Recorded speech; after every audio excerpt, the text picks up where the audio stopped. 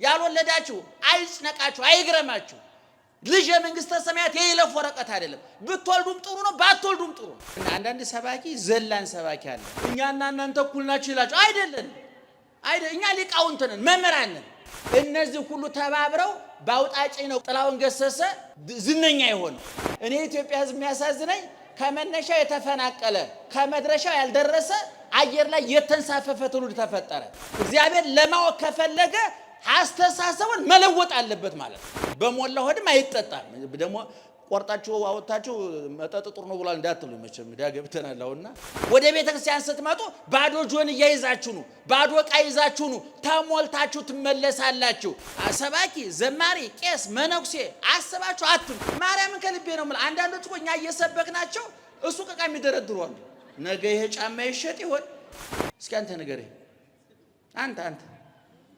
አንተ ምን ታየኛለህ ኑሯቸውን ተሸክመው ይሄዱ እኮ ነው ግማሹ ትዳሩን ተሸክሞ ይወዘወዛል ግማሹ ሱቁን ተሸክሞ ይወዘወዛል ግማሹ ነገን ተሸክሞ ይወዘወዛል ብዙ ሰው ሊያብድ ያኮበኮበ ኑሮውን አሚን ብሎ መቀበል አልቻለም ማመስገን አልቻለም እየቃሙ ወደ ዋናው ደረጃ ሲደርሱ ምንድነው በየጠይቀ ነበር የጠጣ ሰከረ ከተባለ የቃመ ምን ሆነ ነው የሚባለው ስልጣኔ ባለ ስልጣናውን ሞላ ያለው ባለ ላይንም የሚሞላ ባለ ስልጣን ንጉስ ለመሆኑ ዙፋኑን ግጥም አድርጎ መሙላት አለ አንደኛ የተመረጠ ይበላሉ የተመረጠ ይጠጣሉ ወልደ ገብርኤል ወጣደ ወልደ ገብርኤል አለ ምግብ ዕውቀት ይገልጣል ስንት የደሃ ልጆች ዩኒቨርሲቲ ሲገቡ የሀብታም ልጆች ከዩኒቨርሲቲ በሩጫ ቀሩት እኮ ምግብ ውፍረት እንጂ ዕውቀት ስለማያመጣ ነው እግዚአብሔር የተሰቀለው አንተ ፎቅ እንዲኖርህ አይደለም አንተ ውድ መኪና እንዲኖርህ አይደለም አንተ 10 ልጅ እንዲኖርህ አይደለም አሁን እንደው ባለፈውም ተናግሬያለሁ አሁን እዚህ ውስጥ እንደው እውነቱን ለመናገር እግዚአብሔር የለም የሚል አንድ ቢሊዮነር መጥቶ ላግባሽ ብልሽ እህቴ ምንድነው የምትይው እግዚአብሔር መምጫው ብዙ ነው ሁሉም ነገር ለበጎ ነው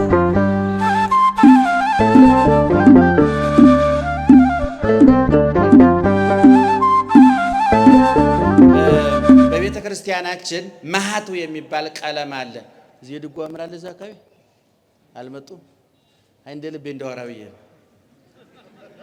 መጥፎኔ በማወራው ጉዳይ ላይ አዋቂ ካለ አልዘላብድም አሁን አንዳንድ ሰዎች ግርመኛል ዶክተሮቹ ቁጭ ብለው ስለ ህክምና አንዳንድ ሰባኪ ዘላን ሰባኪ አለ አንደበቱ ያልተገረዘ ንግግሩ ያልታረመ እኛ መድረክ ላይ ቆመን ስንናገር እዛ ጋር የተቀመጡ የሚሉ የሚያሽሟጥጡን ሰዎች አሉ አርፋችሁ አትቀመጡም እንዴ የሚሉ ያውን የልብ ስፔሻሊስት ያለ ልብ እኮ በየባብራራ መስማት ያለባችሁ ረፍ ነው ማለት ያለባችሁ እናንተ ያጨበጨባችሁ ሰውን ያቀለጣችሁትና ስንቱ ፖለቲከኛ በእናንተ ጭብጨባ ወርቆ ተነስቶ ወደቀ ይገርማችኋል ስለዚህ አሁን ስለ ድጓ ላብራራ ነውና እንደሌሉ ካረጋግጡ እንደ ልብ ይላወራ ነው ደህና መሻችሁ አረ እንዴት አመሻችሁ ወንዶቹ ብቻ እግዚአብሔር ይመስገን መስት ድገሙት አረ ድገሙት ሴቶቹ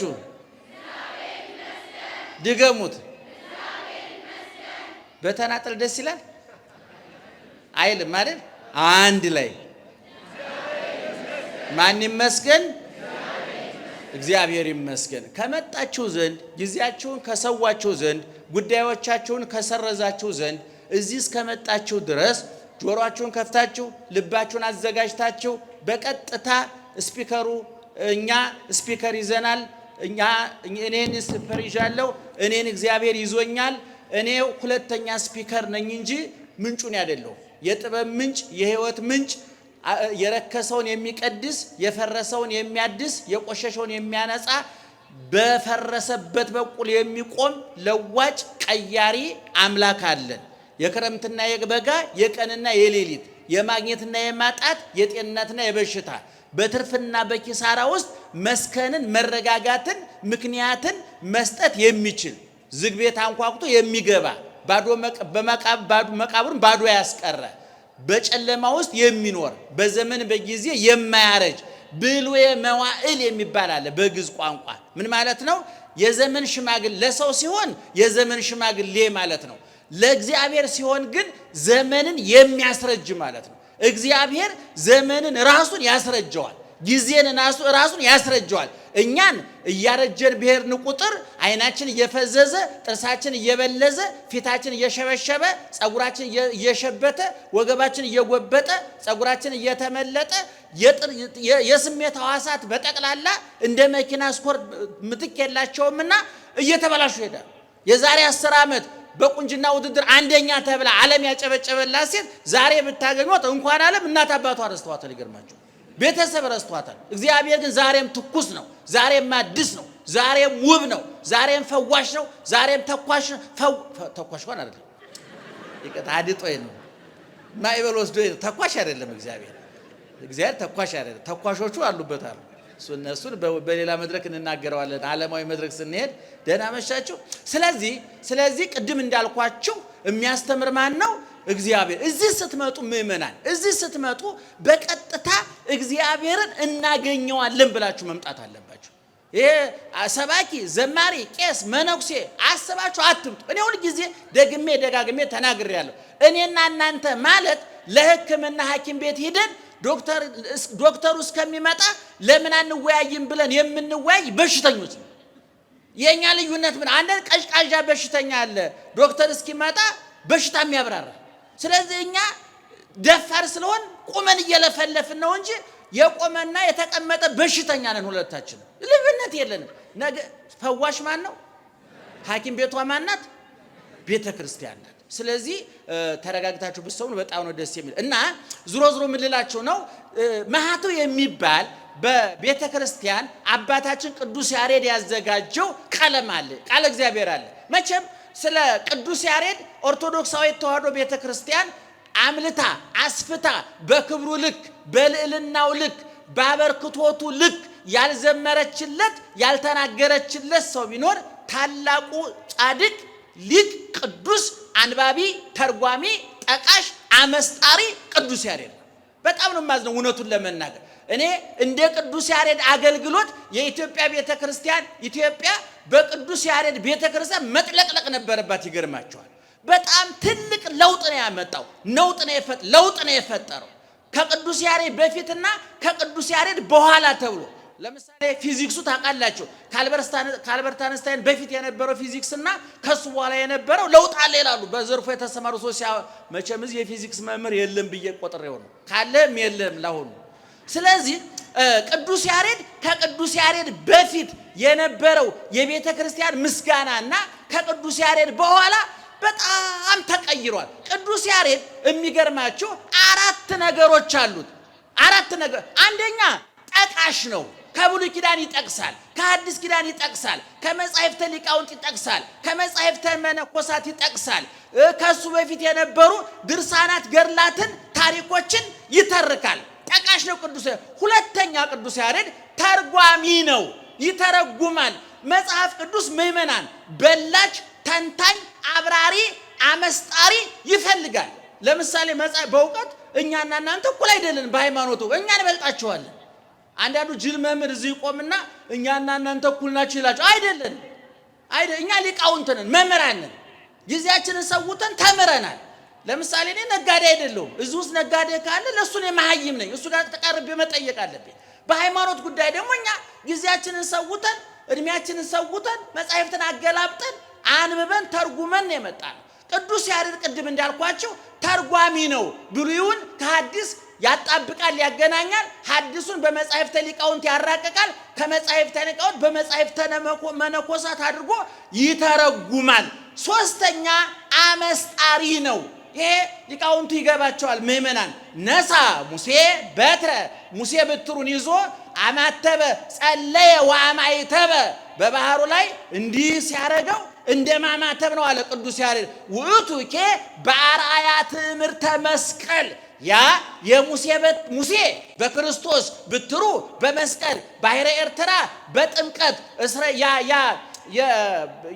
እስራኤላውያን በእኛ በክርስቲያኖች እንመሰላለን። ሙሴ የኤርትራን ባህር በበትሩ ከፍሎ እስራኤል እንዳሻገረ ክርስቶስም በመስቀሉ ትርክዛ እየቀዘፈ በመስቀሉ የኤርትራን ባህር ሙሴ በበትሩ እንደከፈለ ክርስቶስ ደግሞ የገሃነመ እሳትን ባህር የኃጢአትን ባህር የኩነኔን ባህር የጨለማውን ዘመን ባህር በመስቀሉ ከፍሎ አሻገረን ይላል። ይሄ ቅዱስ ያሬድ ቃል።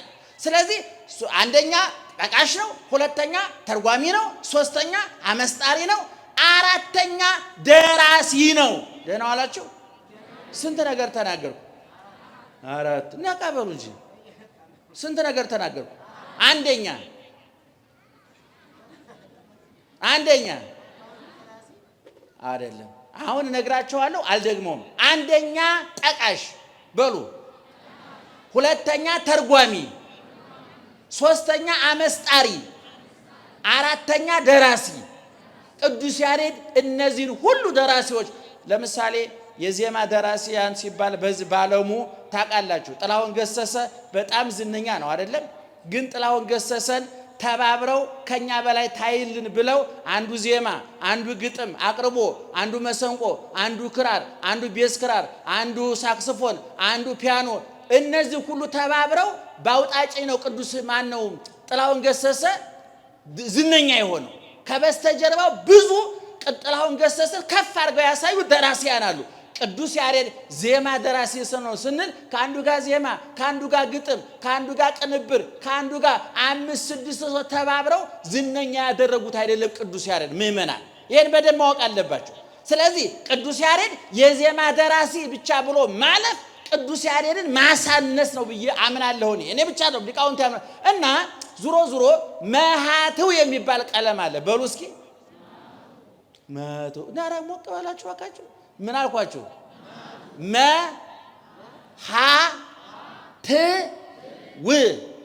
መሃትው ስንተኛ ፊደል ነው? አራተኛ።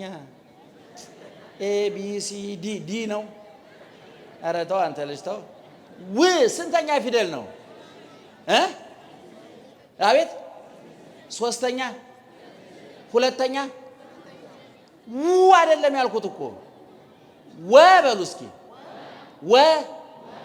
የከንፈር ቀለም ይባላል።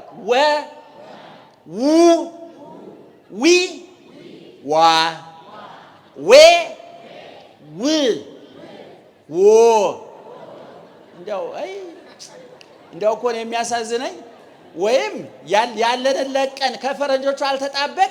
እኔ ኢትዮጵያ ሕዝብ የሚያሳዝነኝ ከመነሻው የተፈናቀለ ከመድረሻው ያልደረሰ አየር ላይ የተንሳፈፈ ትውልድ ተፈጠረ። ወይ እንደ ፈረንጆቹ ሳተላይት አምጥቀን አለየልን። እኔ እኮ ማርያምን ከልቤ እኮ ነው የምላችሁ። እኔ እማነባቸው ሁሉ መጻሕፍት ላይ ቁጭት ነው የሚልኩብኝ። ይገርማቸዋል።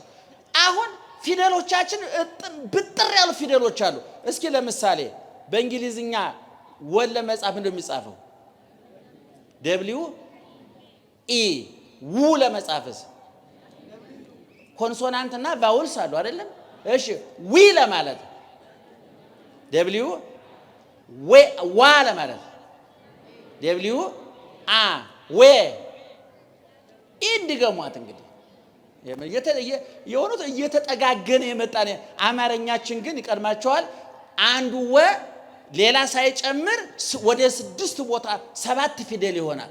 እኔ እያንዳንዱ ፊደል ደግሞ የራሱ ትርጉም አለ። አሁን እንደው ቀኑ እየመሸ ስለሆነ 30 ደቂቃ ተመዳድበን ነበርና ነሸጥ ሲያደርገን መስመር እንዳንለቅ ነው እንጂ ዙሮ ቅድም እንደነገርኳችሁ ቅዱስ ያሬድ ደራሲ ነው ብያለሁ። እና ዛሬ እዚህ መሃቱ በሚባለው ቀለም እንዲህ አለ።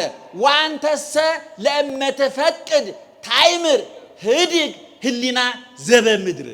አንተ ሰው ሆይ ይላል ቅዱስ ያሬድ፣ ሰው ሆይ የሥላሴን የባህሪያቸውን የፍቅራቸውን ጥልቀት የክብራቸውን ምጥቀት የሥራቸውን አይነተ ብዙነት ለመረዳት ከፈለግ የባህሪውን ርቀት የፍቅሩን ጥልቀት የክብሩን ምጥቀት የሥራውን ብዛት መረዳት ከፈለግ ህድግ ህሊና ዘበምድር፣ ምድራዊ ሐሳብህን ገርዘህ ጠርገህ ጣለው። በቆሸሸ ህሊና በሻገተ አይምሮ በበሰበሰ ጆሮ በረከሰ ሰውነት እግዚአብሔር መመርመር አይቻልም ማለት። ስለዚህ አሁን አንድ ሰው እግዚአብሔርን ለመመርመር እግዚአብሔር ለማወቅ ከፈለገ አስተሳሰቡን መለወጥ አለበት ማለት ነው። መቀየር አለበት ማለት ነው። ስለዚህ አንተሰ ለመፈቀርከ ታይምር ህሊና ባከፈለክ ህድግ ህሊና ዘበምድ ምድራዊ አስተሳሰብን አራግፈ ጣለው አለ። አሁን እዚህ ስትመጡ ብዙ ሐሳብ ይዛችሁ ትመጣላችሁ። እንደዚህ ቢሆን እንደዛ ቢሆን ምርምር ውስጥ እንገባለን። ይሄንን ዓለማዊን ምርምር ዓለማዊ መነጽር መቀየር አለብን። ይሄ ማለት ምን ማለት ነው? ተአምረ ማርያም ስታነብ በኦሾ መነጽር ካነበብካት ጨርቅ እንጥለጠፋለን። የቅዱስ ወንጌልን ስታነብ በሼክስፒር የሥነ ጽሑፍ አካሄድ በእነ ሶቅራጥስ የፍልስፍና መነጽር የዮሐንስ ወንጌል የማቴዎስ ወንጌል ካነበብክ ተቀውሳለህ፣ ታብዳለህ። በባዶ ሆድ ደረቅ ጠጅ እንደመጠጣት ነው። በሞላ ሆድም አይጠጣም። ደግሞ ቆርጣችሁ አወጣችሁ መጠጥ ጥሩ ነው ብሏል እንዳትሉ መቼም ዳ ገብተናል። አሁንና ደህና መሻችሁ ጠጪዎች አላችሁ እዚህ ውስጥ ወሽ ደፋር እግዚአብሔር ይባርክ። አዎ አለ አይ ጥሩ ነው። አታብዛ፣ አትስከር፣ የስሜት ሕዋሳት መስመር እንዳይለቁ ተቆጣጣራቸው። እና አንድ ሰው እኔ ጠጡ ብለን አንናገርም። ነገር ግን ቢጠጣ እንኳን አንድ ሰው በባዶ ሆዱ ቢጠጣና ጠጥቶ በልቶ ቢጠጣ አንድ አይነት ነው። አንድ አይነት አይደል። በልቶ መጠጣት ሲሚንቶ ውሃ እንደማጠጣት ማለት ነው። ያጠነክረው ይሆናል። እንግዲህ ጠጡ እያልኩ አይደለም። አሁንም ተናግሬያለሁ። ይሄ መንፈሰ ቲክቶክ የተቆጣጠራችሁ አጋንንት ተረጋጉ። እንደ ለማለት የፈለኩት በደንብ ተረዱ። እና ቅድም እንዳልኳችሁ ቅዱስ ያሬድ ምን አለ? የሥላሴን አንድነት ሶስትነት መረዳት ከፈለግ የኢየሱስ ክርስቶስን ፍጹም ሰውነት ፍጹም አምላክነት ለመረዳት ከፈለግ የጥምቀትን አዳኝነት ለማወቅ ከፈለግ የሥጋ ወደሙን ሕይወትነት ለማወቅ ከፈለግ የትንሣኤ ሙታንን የተረጋገጠ ዕውቀት መያዝ ከፈለግ ምድራዊ አስተሳሰብን ሥጋዊ ምኞትን አራግፈህ ንጹህ ሰውነት ይዘህና ነው የሚባለው። ዕቃ ለመግዛት ሲካሄድ እኮ ለምሳሌ ወደ ገበያ እህል ለመግዛት ስንሄድ እኮ ባዶ ጆንያ ይዘን እንሄዳለን አይደለም? ስንመለስ ምን ሞልተንበት እንመጣለን? እህል ገዝተንበት እንመጣለን። ወደ ቤተ ክርስቲያን ስትመጡ ባዶ ጆንያ ይዛችሁ ነው፣ ባዶ ዕቃ ይዛችሁ ነው፣ ተሞልታችሁ ትመለሳላችሁ። እግዚአብሔር ባዶ የሚሞላ ጠማማ የሚያቃና የፈረሰ የሚያድስ የረከሰ የሚቀድስ ያልነበረውን እንደነበረ የሚያደርግ ለዋጭ አምላክ ስለሆነ ማለት ነው። እና ከዛ ቀጥሎ ምን ይላል? ወእድዎሙ ለከዋክብት ስነ ስርዓቶሙ ወኑባሬሆሙ የከዋክብትን ስነ ስርዓታቸውን አቀማመጣቸውን አልፈው ሂድ። ደመናውን እለፈው፣ ፀሐይ ጨረቃን እለፋቸው። ደመናውን እለፈው፣ ሰማዩን እለፈው። ተነጠቅ፣ ምጠቅ፣ ተሰወር፣ አርግ ወደ ሰማይ ወደ ሥላሴ ወደ ክርስቶስ ዙፋን ድረስ አለ። ይሄንን የምናደርገው በባዶ ልብ በባዶ ሰውነት ስንመጣ ማለት ነው።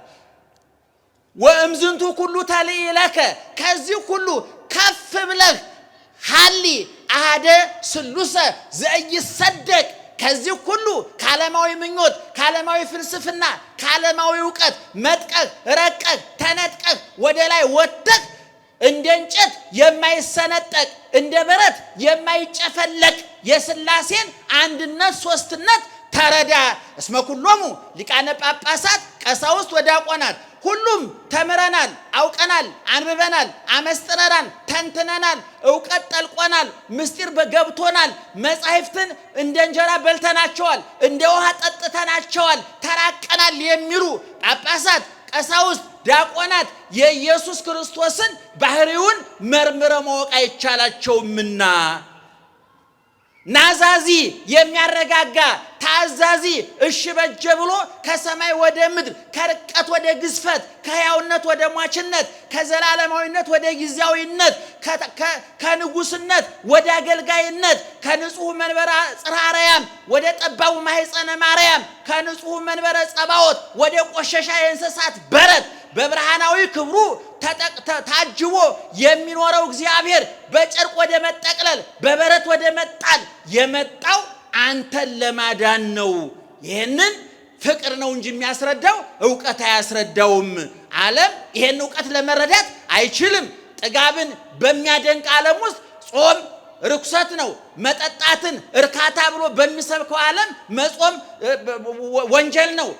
ገዳይ፣ አረ ገዳይ፣ አረ ወንዱ፣ አረ ዘራፍ፣ አንበሳ ነኝ ነብር ነኝ እያለ እንደ አንበሳ ሰባሪ፣ እንደ ነብር ቧጫሪ፣ እንደ ጅቡ ሰውን እየዘረገፈ ወንድሙን እንደ እባብ የሚናደፍ እንደ አንበሳ የሚሰብር እንደ ጅብ እንደ ነብር የሚቧጨር እንደ አንበሳ እንደ ጅብ የወንድሙን ሆድ የሚዘረግፈው ዓለም ውስጥ የሚያስታርቁ ብፁዓን ናቸው። ዘበት ሊሆን ይችላል። የዓለም ፍልስፍናና የክርስትና ፍልስፍና አይገናኝም። አረ ገዳይ ይባላል አይደለም? ምን ማለት ነው? በነገራችን ላይ ነፍሰ ገዳይ ማለት ምን ማለት ነው? እስኪ አንተ ንገረኝ። አንተ ምን ታየኛለህ? መቼም ሳያየኝ አይቀርም። ደህና ዋላችሁ? አላየኝም? ማን ነው ስምህ? ማነው ስም? አንተ ስምህ? አቤት ማን? ክንፈ ገብርኤል። ደህና ነህ? ኑሮ ጥሩ ነው? ኑሮ ጥሩ ነው የሚባለው ምን ሲሆን ነው? እሺ ደህና መሻችሁ። እንዲህ የምናደርገው ምእመናን አቋርጣችሁ ቤት እንዳትሄዱ ነው። አንዳንዱ ሰው ዝም ቁጭ ብሎ ቤት ሄዶ አልጋ የሚያነጥፋል። ማርያምን ከልቤ ነው የምልህ። አንዳንዶች እኮ እኛ እየሰበክናቸው እሱ ዕቃ የሚደረድሩ አሉ። ነገ ይሄ ጫማ ይሸጥ ይሆን? የበቀደሙ አንዳንድ ጊዜ መጥተው የሌሉ ሰዎች አሉ። ከቀሩት የከፉ ማለት ነው። ኔትወርክ የማይቀበል ጆሮአቸው ከአገልግሎት መስጫዎች ሆነ ጆሮ አለ። አይናቸው አንዳንድ ሰው ያጋጥማቸው አይኑ እያየ ከኛ ጋር የሚላተማል እኮ አስፋልት ላይ። ኧረ መሪ ያዙ እላለሁ እኔ እውነቱን ለኛ እንኳን ለይቶልን በመሪ ነው የምንንቀሳቀሰው። አንዳንድ እኮ አይናቸው አምፖል የመሰለ ግን የተቃጠላል እናንተ ጋር የሚላተሙ ኑሯቸውን ተሸክመው እየሄዱ እኮ ነው። ግማሹ ትዳሩን ተሸክሞ ይወዘወዛል፣ ግማሹ ሱቁን ተሸክሞ ይወዘወዛል፣ ግማሹ ነገን ተሸክሞ ይወዘወዛል። ነገ ምን አንድ ሰው ነገ ለምክር መጥቶ እንዴ ዝም ብሎ ሰውነት ነጋዴ በጣም ጥሩ ንግድ ላይ ያለ ሰው ነው እና ምን አለኝ፣ ዝም ብሎ ይጨንቀኛል። ምን ወይ 5 ልጆች አሉኝ፣ እንደው ነገ ገንዘብ ባጣ እንዴት ታሳድጋቸዋለሁ ብዬ። ይሄ ሰውዬ እንግዲህ የጊዜ ጉዳይ ነው እንጂ ወይ እስካሁን ኮቱን እያወለቀ ነው ለማበድ። ብዙ ሰው ለማበድ እያኮበኮበ ነው። እንደውም ባለፈው አንድ ሚዲያ ላይ ተናግሬያለሁ። በአሁኑ ጊዜ ኢትዮጵያ ትልቅ ለግጀሪ ሆቴል ከመክፈት ለግጀሪ አእምሮ ሐኪም ቤት መክፈት ያዋጣል። ብዙ ሰው ሊያብድ እያኮበኮበ ነው። ኑሮውን አሚን ብሎ መቀበል አልቻለም፣ ማመስገን አልቻለም፣ አሚን ብሎ መቀበል አልቻለም። ስለዚህ ቅድም እንደነገርኳችሁ ኢየሱስ ክርስቶስ ናዛዚ የሚያረጋጋ ታዛዚ የሚታዘዝ አራቂ ለሀበ አቡሁ ከሱ ጋራ ከራሱ ጋር ያስታረቀን ከአባቱ ጋር ያስታረቀን ከመንፈስ ቅዱስ ጋር ያስታረቀን እሱን ለማወቅ ለመረዳት ከምድር ተላቀቅ፣ ከስጋ ተፈታ፣ ከዓለማዊ ምኞት ተገላገል። በስጋዊ ፍላጎት በዓለማዊ ምኞት በኃጢአት በርኩሰት በጫቱ በሲጋራ ውስጥ ይሄ ምርምር አይገኝም። እነዚህ አሁን ጫት የሚቅሙ ሰዎች ይባላል። ጫት እየቃሙ ወደ ዋናው ደረጃ ሲደርሱ ምንድነው ብዬ ጠይቄ ነበረ። የጠጣ ሰከረ ከተባለ የቃመ ምን ሆነ ነው የሚባለው? ታቋታላችሁ ጎበዞች። የጠጣ ሰከረ፣ የበላ ምን ይባላል? ጠገበ። የጠጣ ረካ ነው። ግን የመጠጡ የጠጣ የቃመስ አሁን እነዚህ በጫቱ እዛ ትልቁ ደረጃ ላይ የደረሱ ሰዎች ይባላል ማታ ቁጭ ብለው 5-6 ፎቅ ነው የሚገነቡት ይባላል። አሁን ጫት ቃሚዎች በጭንቅላታቸው የሚገነቡት ግንብ መሬት ላይ ቢሆን መንቀሳቀሻ አይገኝም ነበር። የሲሚንቶ ዋጋ 100 ሺህ ብር ይገባ ነበር። በጣም ደስ የሚለው ግን ጫቱ ሲተን ፎቁም የለ፣ ሰውየው ራሱ የት አለ? መጀመሪያ ሰውየው ራሱ የለም። ይገርማል። ስለዚህ አያችሁ ይሄ በጫት ምርቃና በጠጅ ስካር በእንጀራ በስጋ ጥጋብ የሥላሴን ባህሪ መመርመር አይቻልም። እኔ የዛሬዎቹ ወጣቶች 5 ደቂቃ ልጨምር 10 ብለውኛል፣ 8 አድርጌዋለሁ። በዚህ የዛሬዎቹ ወጣቶች ይገርማቸዋል። አናንያ፣ አዛሪያ፣ ሚሳኤል፣ ዳንኤል ይባላሉ። ወጣቶች ናቸው፣ ለጋ ወጣቶች ከ25 ዓመት በታች ናቸው እና ንጉሱ በናቡከደነጾር ፊት ለመቅረብ ምርኮኞች ናቸው። ተማርከው ከእስራኤል ወደ ባቢሎን የወረዱ ናቸው እና ንጉሱ ምን ያደርጋል? ይሄ የባቢሎኑ ንጉስ ከያገሩ እየማረከ የሚያመጣቸውን መልካቸው ያማረውን ቁመታቸው ያማረውን ለምሳሌ የሚሆን ሰው እንዲሁ ጭምድድ ያለ ሰው ወታደር መሆን አይችልም። አሁን እንደው እውነቱን ለመናገር እኔ አሁን አይነ ስውር ባልሆነ ወታደር መሆን ብፈልግ እምችል አይመስልኝም። ሰውነቴ ደቀቅ ያለ ነው። ስልጣኔ ባለስልጣን አሁን ሞላ ያለው ባለስልጣን ላይንም የሚሞላ ባለስልጣን ንጉስ ለመሆኑ ዙፋኑን ግጥም አድርጎ መሙላት አለበት። እንደው ግርማ ሞገስ ያለው ዳዊት እንኳን ሊነግስ ሲመጣ አባቱ አረ እንደ ኮስማና ነው ለንጉስ አይበቃም ብሎ አባሮት ነበር። እግዚአብሔር ግን የለም ያንተ ጡንቻ የልጆች ጡንቻ እስራኤልን አያድንም፣ ይሄ አንተ ላይነህ ያልሞላው ለኔ ልብ ሞልቶልኛል፣ እንደ ልብ ያለ ሰውን አምጣልኛልና ሾመው እግዚአብሔር። እና ቅድም እንደነገርኳቸው ናቡከደነጾር ከየሀገሩ የማረካቸውን ይመርጥና መልካቸው ያማረ ቁመታቸው መለሎ የሆኑት ይመረጡና 6 ወር ሶስት አይነት ጥንቃቄ ይደረግላቸው ዝግጅት ይደረግላቸው። አንደኛ የተመረጠ ይበላሉ፣ የተመረጠ ይጠጣሉ። ሁለተኛ ይማራሉ፣ ቋንቋ ይማራሉ። ቋንቋ የዛ የፋርስን የፍልስፍና ቋንቋ የሀገሩን ቋንቋ ይማራሉ። ሶስተኛ ገላቸውን የሚያሳምር እጥበት ይደረግላቸው፣ ሰውነታቸው ይታጠባሉ። በሶስቱ ነገር ተዘጋጅተው ከጨረሱ በኋላ ንጉሱ ፊት ይቀርባሉ። በኋላ ለነዚህ ለአናንያ ለአዛርያ ለሚሳኤል ለዳንኤል አንድ መጋቢ ተመደበላቸው እና አንድ ቀን መጋቢያቸው መጥቶ እናንተ ንጉሱ ራሱ ከሚበላው ራሱ ከሚጠጣው እንድትበሉ እንድትጠጡ አዞኛል አላቸው። እናንተ ምን ታደርጋላችሁ? እሰይ ስለቴ ሰመረ አትሉ? አሁን እንደው ባለፈውም ተናግሬያለሁ። አሁን እዚህ ውስጥ እንደው እውነቱን ለመናገር እግዚአብሔር የለም የሚል አንድ ቢሊዮነር መጥቶ ላግባሽ ብልሽ እህቴ ምንድነው የምትይው? ኧረ ወግድ እግዚአብሔር የለም ካልክ ያንተ ገንዘብ ገደል ይግባ አትይም። ምንድነው የሚለው? መጀመሪያ ምን ትላለች? እግዚአብሔር ብዙ ነው፣ ሁሉም ነገር ለበጎ። ቤተሰቦቿስ ኧረ እባክሽ ወተሽ አውጭን። ጓደኞቿስ እባክሽ አትዝጊብን። ኧረ ታዩ እግዚአብሔር የለም ካለ ምን ይሰራልሻል የሚል ሰው አለ? ኧረ እኔም አልልም እኮ እኔም አልልም። ደግነቱ ተመሳሳይ ሲሆን ችግር የለም፣ እንግባባለን፣ እንቀራረብ። እኛም እንደዚሁ ነው እኮ እውነቱን ለመናገር። እና እነዚህ ወጣቶች ያ ምርጥ ምግብ መጣላቸው። ዳንኤል ነው ዋና መሪያቸውና ወአበየ ዳንኤል ከመይብላ እማዕደ ንጉሥ እኛ መርጠን ነው የምንበላው፣ መርጠን ነው የምንጠጣው። መጽሐፈ ኦሪት ላይ ምን መብላት ምን መጠጣት እንዳለብን አምላካችን መርጣችሁ ብሉ፣ መርጣችሁ ጠጡ፣ መርጣችሁ ልበሱ ብሎ አመጋገባችን፣ አለባበሳችን፣ አጠጣታችን ሁሉ በእግዚአብሔር የተወሰነ ነው። ይሄንን የንጉሱ ምግብ አልበላም ማለት እንዲህ ጀግንነት ነው። ፈላስፎቹ ምን ይላሉ? ህሙግ መብል ያህምግ ልበ፣ የተበላሸ ምግብ አይምሮ ይዘጋል ይላሉ። እውነት ነው። እስቲ እንደው ጥሩ ምግብ አይምሮ ይከፍታል።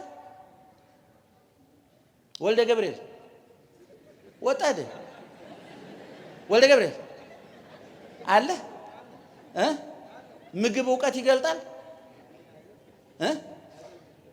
የኔን አቅጣጫ አይተህ ነው አይገልጥም አለ። እሺ እስኪ ንገሩኝ፣ ምግብ ዕውቀት ይገልጣል ወይ? ስንት የደሃ ልጆች ዩኒቨርሲቲ ሲገቡ የሀብታም ልጆች ከዩኒቨርሲቲ በሩጫ ቀሩት እኮ ምግብ ውፍረት እንጂ ዕውቀት ስለማያመጣ ነው። መርጦ ያልበላ ሰው እንኳን ሃይማኖተኛ ስፖርተኛ መሆን አይችልም ነው እያልናቸው። እነ ኃይሌ ገብረስላሴ እነ ቀነኒሳ እነ መሰረት እነ ጥሩነሽ ወርቁን ክብሩን ፎቁን ወርቁን ያመረቱት ለኛ ዝና ለነሱ ሀብት ያተረፉት መርጠው መጥነው ለክተው በልተው ነው። እንዲያገኙ የበሉ ሰዎች ቦርጭ እንጂ ሜዳሊያ የላቸው። ይሄን ማወቅ አለባቸው። አዛኝ ነው የምላቸው። እና ዳንኤል አልበላም እንደውም ረክሳለሁ እንረክስ አንበላም። በኋላ መጋቢያቸው ምን አለ? ኧረ እባካችሁ በኋላ ከስታችሁ ብትታዩ ንጉሱ እኔን ይቀጣኛል። ግድ የለም አመክረን አሱረ መዋዕለ 10 ቀን ፈትነንና ከከሳን ከጠወለግን መልካችን ከተበላሸ ትቀጣናለህ አሉ። የፍሬም ቆሎ ጥሬ ስጠን አሉ። ሰምታችሁኛል? ቆሎ ጥሬ ስጠን ያንን እንብላና እንታያለን አሉ። ከዛ ሌሎችም ምርኮኞች አሉ። እነዛኞች ከሌላ ሀገር የመጡት መደዲዎች ናቸው። ሆድ እንጂ ጭንቅላት የላቸውም። የሚበሉት ካገኙ የሚያስቡት አይቸግራቸውም። አንዳንድ ሰው የጥያቄ ሁሉ መልስ ምግብ የሚመስለዋል። በቃ ውድ መኪና ከገዛ ውድ ቤት ከሰራ ንጹህ ልብስ ከለበሰ ልጅ ከወለደ ባንክ ቤት ብር ካስቀመጠ ጥያቄ ሁሉ አለቀው ለጥ ብሎ የሚተኛል። ይሄ በእርግጠኝነት በትክክል አልተኛም፣ እየቃዠ ነው እስካሁን ድረስ ሊተኛ አይችልም። ምክንያቱም ምግብ የጥያቄያችን መልስ አይደለም፣ ልብስ የጥያቄ መልስ አይደለም። እግዚአብሔር የተሰቀለው አንተ ፎቅ እንዲኖርህ አይደለም፣ አንተ ውድ መኪና እንዲኖርህ አይደለም፣ አንተ 10 ልጅ እንዲኖርህ አይደለም። እኔ ምእመናን በጣም ይቅርታ አድርጉልኝ፣ መውለድ የጽድቅ የኃጢአት መለኪያ አይደለም። እኔ 4 ልጅ አለኝ እኮ የሆነ ሰፈር ያለች ኮላ 4 ጥጃ ወልዳለች። ምንም ልዩነት የለንም። ያልወለዳችሁ አይጽነቃችሁ፣ አይግረማችሁ። ልጅ የመንግስተ ሰማያት የይለፍ ወረቀት አይደለም። ብትወልዱም ጥሩ ነው፣ ባትወልዱም ጥሩ ነው። ይሄ ከእርባታ የተለየ አይደለም። ነገርኳቸው እኮ አንዲት ላም 4 ጥጃ አላት አይደለም? እኔም 4 ልጅ አለኝ። ምንድነው ልዩነታችን? ልዩነት አለ? የለንም። አይግረማችሁ፣ አትደነቁ። እኔ አይነ ስውር ነኝ፣ አይንን አድንቄ አላቅም። ምክንያቱም ሲሞት ሁሉ አይነ ስውር ሬሳ ሁሉ አይነ ስውር አይደል? እንደ እግዚአብሔር ይመስገን አይናማ ሬሳ አለ እንደ እግዚአብሔር ይመስገንና እና አንበላም። በኋላ 10 ቀን ሲታዩ እነዚህ ወጣቶች እነዛ የተቀለቡት ጠጁን የጠራውን ጠጅ ያወረዱት የሰባውን ፍሪዳ ያረዱት የተቀለቡት ሰዎች መልካቸው ሲከሳ እነዚህ ወጣቶች ሰነየ ራእዮሙ ሰነየት ነፍስቶም ወሐየሰ ራእዮሙ መልካቸው ሰውነታቸው አማራ ሸበረቀ። ምክንያቱም በውስጣቸው ምግብ ሳይሆን እግዚአብሔር አለ። እግዚአብሔር ከእናንተ ጋር ይሁን። ደህና ደሩ።